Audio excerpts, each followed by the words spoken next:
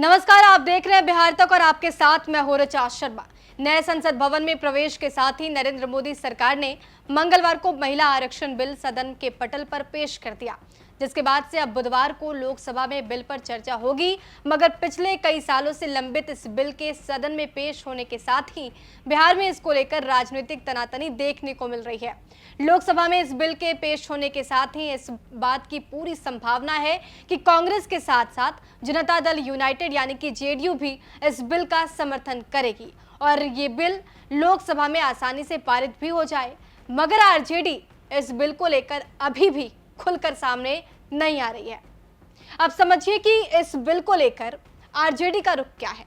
दरअसल नए संसद भवन में महिला आरक्षण का बिल पेश होने के साथ ही आरजेडी ने एक बार फिर से इस बिल को लेकर सवाल खड़े करना शुरू कर दिए हैं। आरजेडी की तरफ से पूर्व मुख्यमंत्री राबड़ी देवी ने इस बिल को लेकर सवाल खड़ा किया और कहा कि महिला आरक्षण के अंदर वंचित, उपेक्षित, खेतीहर और मेहनतकश वर्गों की महिलाओं को की जो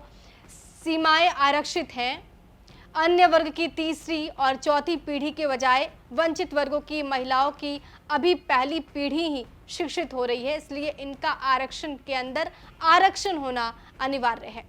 अब राबड़ी देवी ने सोशल मीडिया पर आगे लिखा कि महिला आरक्षण विधेयक में जो 33% आरक्षण दिया गया, उसमें अनुसूचित जाति और अनुसूचित जनजाति और पिछड़े वर्ग की जो महिलाओं के लिए सीटें आरक्षित नहीं की गई है, अनुसूचित जाति और जनजाति के लिए जो प्रावधान किया है वो उन वर्गों के पहले से ही आरक्षित सीटों में से अनुसूचित जाति और जनजाति की महिलाओं को 33% मिलेगा, यानी कि अनुसूचित जाति और जनजाति को धोखा मिला। सोशल मीडिया पर एक और पोस्ट ट्वीट करते हुए राबड़ी देवी ने लिखा कि पिछड़े वर्ग और अति पिछड़े वर्ग की महिलाओं को ठेंगा दिखाने वाला है महिला आरक्षण बिल, क्योंकि ये परिसीमन के बाद लागू होगा और परिसीमन जनगणना के बाद होगा। जातीय जनगणना करवाने के दबाव में केंद्र ने जनगणना को ठंडे बस्ते में ही डाल दिया, मतलब बस झाल बजाने और शोर मचाने के लिए शगुफा छोड़ा गया है। अब ये समझिए कि कैसे 2010 में लालू ने महिला आरक्षण बिल का विरोध किया था। संसद में पिछले कुछ सालों में कई बार महिला आरक्षण जो बिल है वो पेश किया गया, मगर बिहार के संदर्भ में बात की जाए तो आरजेडी ने इस बिल का हमेशा से ही विरोध किया। आरजेडी सुप्रीमो लालू प्रसाद यादव ने 13 साल पहले यानी कि 2010 में बयान दिया था कि जहां पर उन्होंने ये कहा कि महिला आरक्षण बिल उनकी लाश के ऊपर से ही पास हो सकता है। घटना थी 8 मार्च 2010 की, जब केंद्र में प्रधानमंत्री मनमोहन सिंह के नेतृत्व वाली यूपीए सरकार थी और फिर विश्व महिला दिवस के मौके पर केंद्र सरकार ने राज्यसभा में इस बिल को पेश किया था। राज्यसभा में इस बिल के पेश होने के तुरंत ही बाद आरजेडी के तत्कालीन सांसद राजनीतिक प्रसाद ने बिल को सदन के अंदर ही फाड़ दिया था और इस दौरान समाजवादी पार्टी ने भी सदन के अंदर जमकर बवाल मचाया था और बिल का विरोध भी किया था। इस घटना के बाद अगले दिन यानी कि 9 मार्च को इस बिल को राज्यसभा में पास किया गया था, मगर जब इस बिल को लोकसभा में पास करने की बारी आई तो कांग्रेस के हाथ पांव फूल गए और फिर आरजेडी सुप्रीमो लालू प्रसाद यादव और समाजवादी पार्टी सुप्रीमो मुलायम सिंह यादव के सरकार से समर्थन वापस लेने के खतरे के डर से इस बिल को लोकसभा में उसी वक्त पेश नहीं किया गया और फिर ये ठंडे बस्ते में चला गया।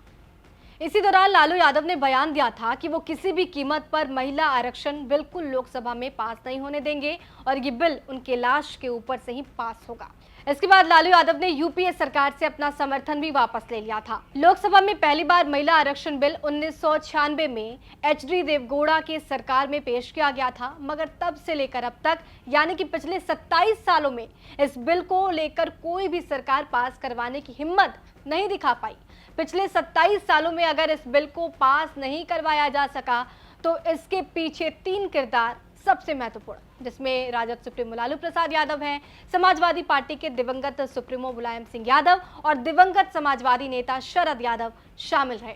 वाकया 1998 का है, जब अटल बिहारी वाजपेयी की सरकार में महिला आरक्षण बिल 13 जुलाई 1998 को कानून मंत्री थम्बी दुरई ने पेश किया, मगर इसी दौरान लोकसभा में जमकर हंगामा भी मचा और राजद सांसद सुरेंद्र यादव ने लालकृष्ण आडवाणी के हाथों से इस बिल की कॉपी ली और फाड़ दी।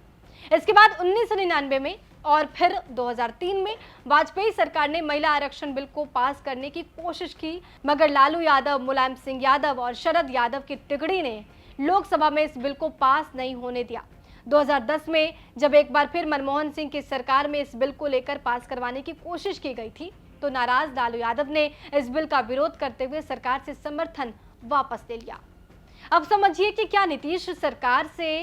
लालू यादव समर्थन वापस लेंगे। महिला आरक्षण बिल का 2010 में विरोध करते हुए लालू प्रसाद यादव ने तत्कालीन मनमोहन सिंह सरकार से समर्थन वापस ले लिया था, और जब केंद्र सरकार ने मंगलवार को इस बिल को लेकर नए सिरे से लोकसभा में पेश किया, तो अब संभावना ये जताई जा रही है कि कांग्रेस के साथ साथ नीतीश कुमार की जनता दल यूनाइटेड भी इस बिल का समर्थन करेगी। तो क्या लालू यादव बिहार में नीतीश कुमार के नेतृत्व वाली महागठबंधन सरकार से समर्थन वापस ले लेंगे? यह बड़ा सवाल है। लोकसभा में इस बिल के पेश होने के साथ ही जनता दल यूनाइटेड के कई नेताओं ने इस बिल के समर्थन में अपनी बात रखी और कहा कि नीतीश कुमार पहले से ही बिहार में महिलाओं को मान सम्मान दिया करते हैं और अब भी दे रहे हैं। बिहार सरकार के वरिष्ठ मंत्री अशोक चौधरी ने सोशल मीडिया पर लिखा, प्रदेश हो या फिर संगठन, नीतीश कुमार ने हर जगह महिलाओं का मान और सम्मान रखा है और समाज के साथ साथ संगठन के विकास में भी उनकी भागीदारी सुनिश्चित की है।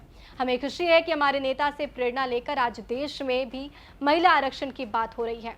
दूसरी तरफ देखा जाए तो कांग्रेस ने पहले ही महिला आरक्षण बिल पारित करने में अपनी पार्टी के सहयोग की बात कही है, जिसके बाद ये सवाल भी उठ रहा है और संभावना है कि लोकसभा और राज्यसभा में ये बिल क्या आसानी से पास हो पाएगी। ये रिपोर्ट आपके लिए तैयार की है रोहित सिंह, और आपको ये खबर कैसी लगी, ये पूरी रिपोर्ट कैसी लगी, हमें कमेंट बॉक्स में जरूर बताइए। बिहार की तमाम खबरों के लिए बने रहिए हमारे साथ, देखते रहिए बिहार तक।